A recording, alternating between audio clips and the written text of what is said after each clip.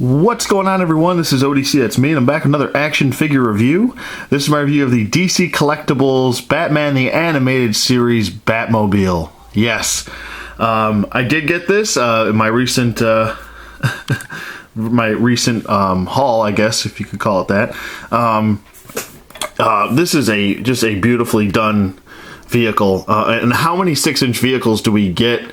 Since 6-inch scale vehicles, I should say, how many of those do we get? It's a very rare thing, you know. And it's just been a really good month, I guess, for us 1/6 scale collectors. So really good, or 6-inch scale. Oh, God, I can't talk.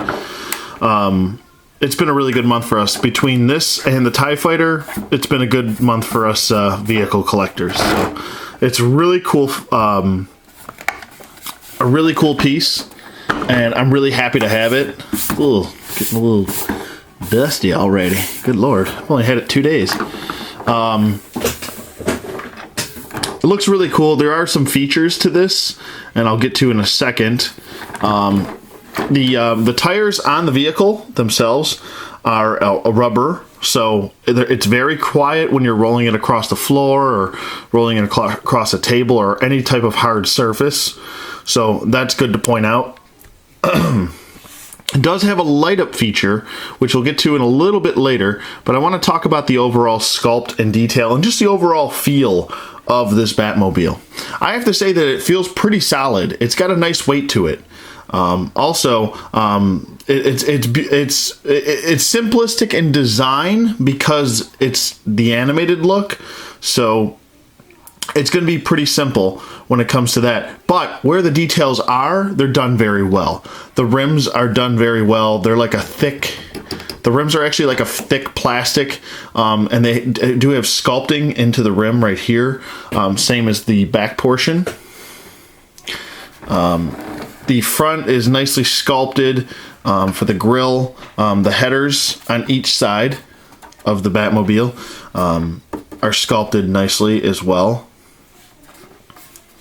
And the lights are also, they're not technically sculpted, but there is a light bulb in there, so they actually had to trim a hole and then plug in the light bulb portion lens also. If you turn around to the back, excuse me. If you turn around to the back, you get 4 lights at the bottom here.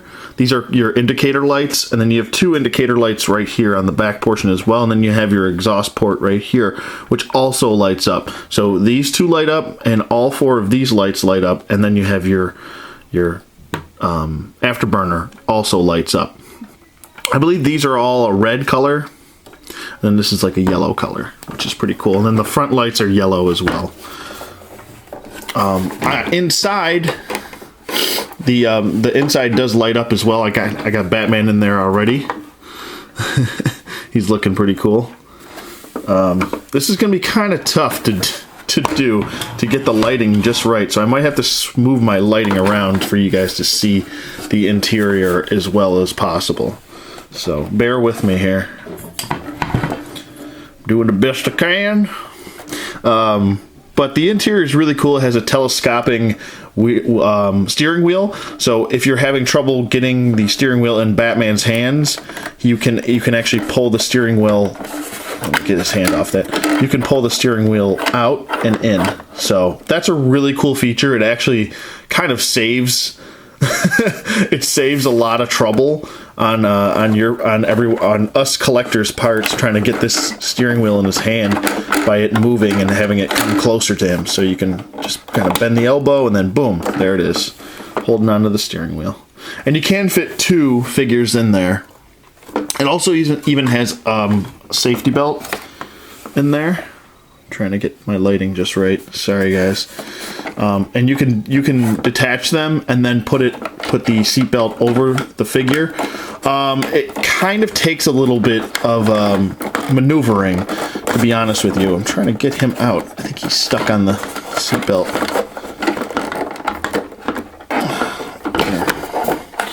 Let me get him out of here real quick. Okay, I just wanted to get Batman out of there so he's not taking up so much room on the interior and you can see what exactly is going on here. Now, as far as the seat belt, if I can get the clip to scroll down there. This is where you're going to have some... If you have big fingers, like I have thick fingers, so my God, good Lord, trying to get the littlest detail in there. There we go. They just clip in right on the side there. So sorry if my fingers were covering it the entire time. I just have these stupid fat fingers. So the shifter knob is actually not a hard plastic, so you don't have to worry about that ever breaking. It's like a rubbery material, which is really cool, I think. And then the interior portions are just like a light up plastic, plastic with some, I think it looks like, I don't know, these are actually sculpted. That's actually sculpted, those lights right there, that's really a big plus in my book. Okay, sorry, I had to pause real quick. My camera was about to die. Yeah, this is actually, these lights right here are actually sculpted right in there. And then you have this light right here where probably his odometer would be. And you have a middle computer. Sorry, I'm not even in frame here. There's this portion when I was talking about the odometer, and then you have this middle computer, like the Bat GPS. And then you have this other, all three of these light up, and they're like a blue color. And I'm gonna have to turn these lights off to kind of get the idea of it. So if it's a little dark in here, I apologize, but it's for the greater good. The greater good.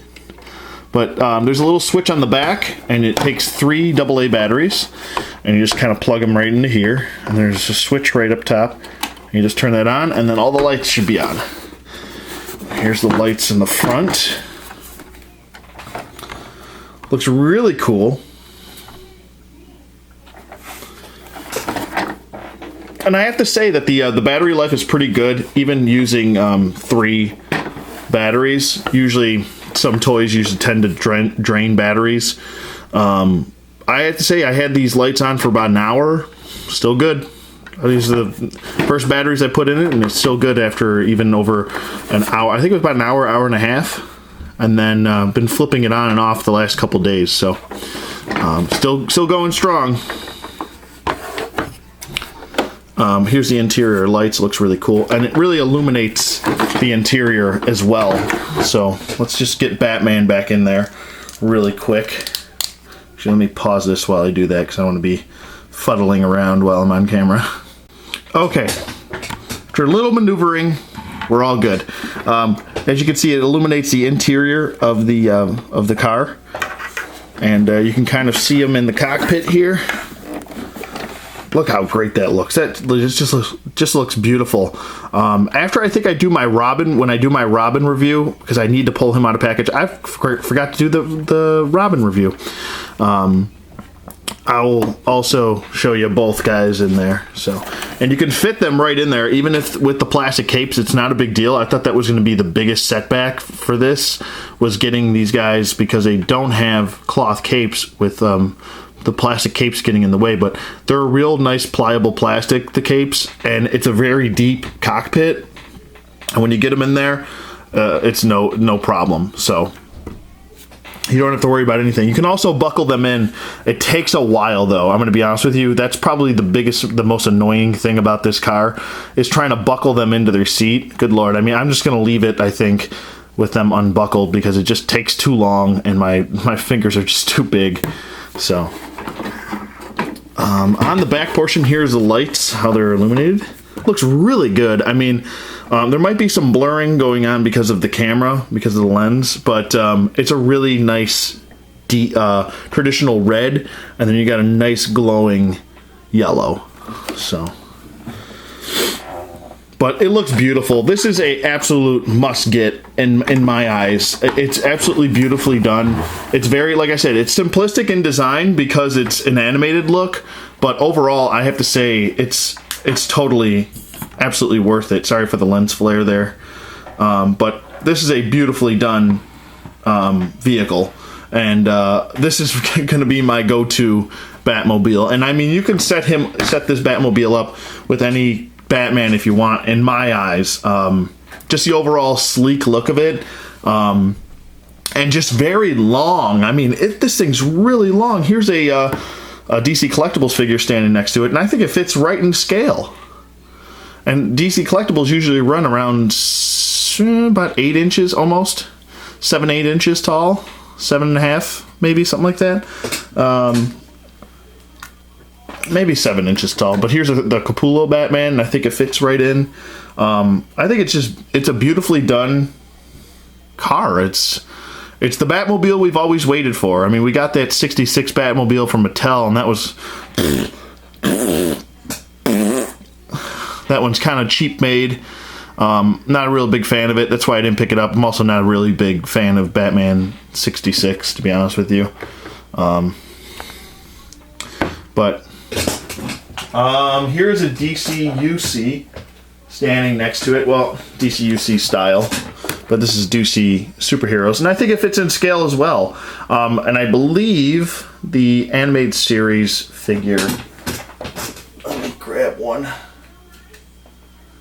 believe they run around the same size. So there you go. I mean, you could have them with the New Adventures of Batman, or you can have them with the animated series Batman. And it fits in so well. It's just a really wonderful piece, and I know if you spent money on the TIE Fighter, you're probably like, oh, I don't know if I have enough money, you know, if I have money to get one. If you're a Batman fan and you're a Star Wars fan, it's kind of tough. It's going to be a tough month for you, but if I had to choose one, man, between this and the TIE Fighter... I might go with this because I feel like you're getting a better deal, to be honest with you. Although the TIE Fighter is cool and it comes with a figure, it's also $170, which is really tough. That's tough price to spend. And you have this. I spent $91 on this.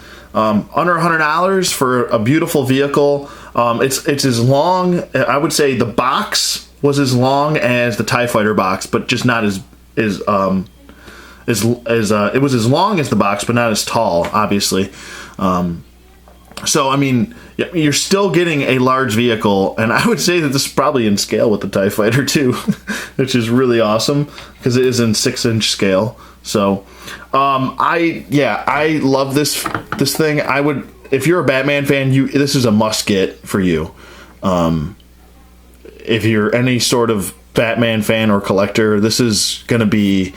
Or just a fan of the show. I mean, what a great show it was, and this is just a beautiful piece to have. It really, really is. There's no other features besides the light up portion and the front canopy kind of pulling forward.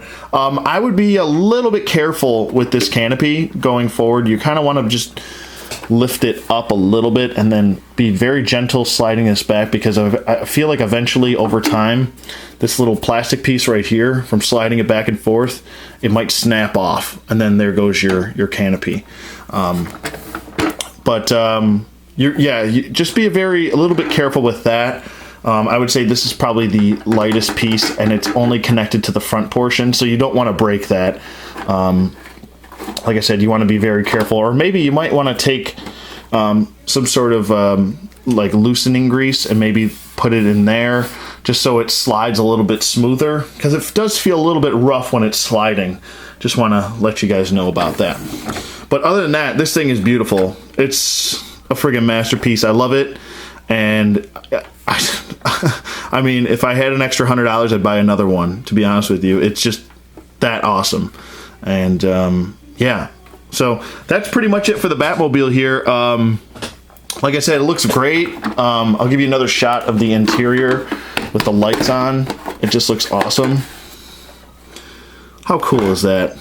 They even got interior lights. So awesome. Batman's looking like a boss now.